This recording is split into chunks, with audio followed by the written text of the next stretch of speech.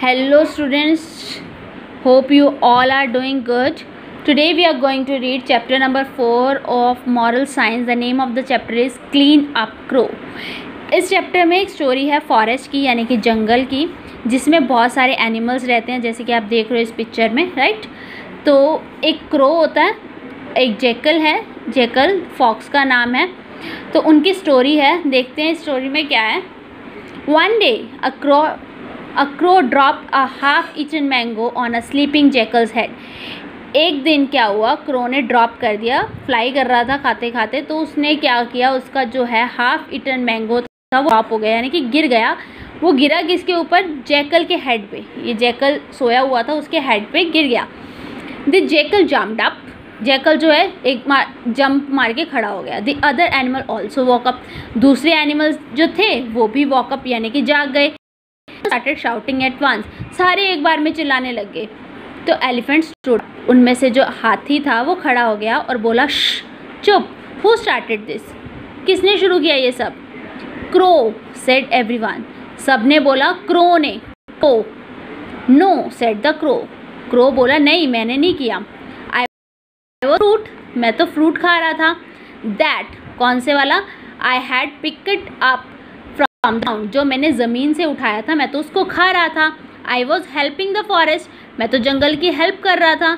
But no one listened, सो, तो किसी ने सुना नहीं। तो सो मीन्स तो फिर उसने क्या किया? He sat alone for the days, फिर वो अकेला बैठ गया शांत होकर, क्योंकि उसकी बात किसी ने सुनी नहीं, तो वो अकेला बैठ गया। He did not feel like eating और वर्किंग, उसको काम करना अच्छा नहीं लग रहा था, कुछ खाना अच्छा नहीं लग रहा था, उसने कोई काम नहीं किया, ना तो उसने काम किया ना उसने कुछ खाया।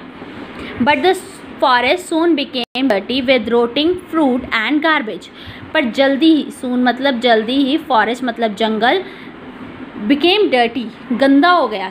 किस चीज़ के साथ गंदा हो गया? रोटिंग फ्रूट्स एंड गार्बेज, कूड़ा करकट और जो रोटिंग फ्रूट्स होते हैं, यानी कि जो खराब फ्रूट हो जाते हैं, उनसे वो सारा जंगल जो है खराब। Little animals like the squirrels fail सिक, जो छोटी छोटी गिलहरियाँ थी वो बीमार पड़ गई। अब छोटी गिलहरियाँ क्यों बीमार पड़ गई थी? क्योंकि जंगल में बहुत सारा कूड़ा करकट हो गया था, राइट। तो फिर वो जो खराब वाले फ्रूट थे, वो सारे फ्रूट जो थे वो छोटे छोटे जानवर खाने लग गए, क्योंकि उनको पता नहीं था कौन सा अच्छा होता है कौन सा बुरा होता है। वो सारे जो है लिटिल एनिमल खाने लग गए, जिसके कारण वो बीमार होने लगे, सब बीमार हो गए और जंगल भी गंदा हो गया। The elephant was wisest, elephant जो था उसमें से हाथी जो था सबसे बुद्धिमान था।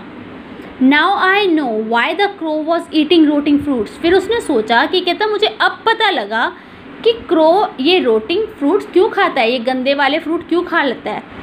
He said and PAT the crow, शाबाशी, जब आप पीठ पे शाबाशी देते हो, क्रो को उसने शाबाशी दी और कहा, thank you for keeping the forest clean, बहुत बहुत धन्यवाद तुम्हारा जंगल को साफ रखने के लिए। ही सेड, उसने बोला कि तुम्हारा बहुत बहुत धन्यवाद, तुम इस जंगल को साफ रखते हो। The other animals thank the crow for all the work he did, सारे ही एनिमल्स ने उसका थैंक यू करा जो भी उसने काम किया था। We are sorry they said, उसने बोला हमें क्षमा कर दो, हम माफ़ी चाहते हैं। द क्रो वॉज हैप्पी, अब क्रो जो है कौवा जो था वो खुश हो गया था। I can go back to my work and keeping the forest clean again, मैं दोबारा अपने काम पर जाता हूँ और सारे फॉरेस्ट को, जंगल को दोबारा से क्लीन करता हूँ। ही काऊ काऊ करके उसने बोला मैं क्लीन करता हूँ। बट लिसन, पर मेरी बात सुनो, there are so much garbage, यहाँ पे बहुत सारा कूड़ा करकट है। I will need help to clean the forest, पहले तो वो डेली काम करता था तो काम थोड़ा होता था, छोटा सा होता था, अभी इतने दिन हो गए थे उसने काम नहीं किया था। तो ही सेड कि यहाँ पे कूड़ा जो है बहुत ज़्यादा हो गया है, मुझे हेल्प चाहिए जंगल को साफ करने के लिए। We will all help said the animals, सभी जानवरों ने क्या बोला कि हम हेल्प करेंगे। It took a lot of hard work to clean up the forest, बहुत सारा हार्ड वर्क, बहुत सारा काम लगा उनको, हार्ड वर्क लगा उसको जंगल साफ करने को सबको। From that day everyone did there bit of keep the forest clean, थोड़ा थोड़ा उस दिन के बाद सारे ही अपना काम जो है करने लग गए थे जंगल को साफ रखने के लिए। इस चैप्टर में हमें क्या पता लगता है, स्टोरी क्या थी इसमें, क्रो था जो कि सारे गले सड़े फ्रूट थे, जो गंदे फ्रूट थे वो खा लेता था, जिसके कारण सारा जो फॉरेस्ट क्लीन रहता था। पर एक दिन जब जैकल के सिर पे गिर गया तो सारे उस पर चिल्लाने लग गए कि हाँ ये तुमने जानबूझ के गिराया ही।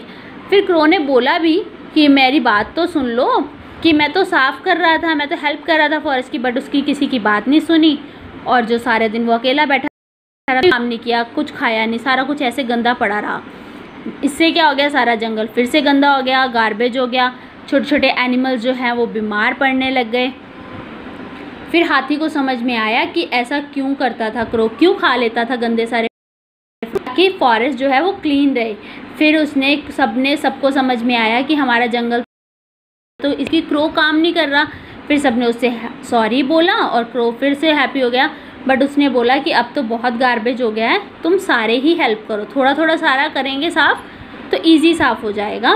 फिर सारे उस दिन के बाद सारे अपने अपना ड्यूटी जो है थोड़ा थोड़ा करने लग गए। ऐसे ही आपको भी अपना अपना जो काम है, जब आप स्टडी करते हो या कुछ भी काम करते हो, अपनी बुक्स को शेल्फ पे रखना है, बहुत सारी अच्छी हैबिट्स जो हैं अपने पास रखनी है। Okay, now read this chapter, और इस चैप्टर की बैक एक्सरसाइज आपको करनी है, राइट।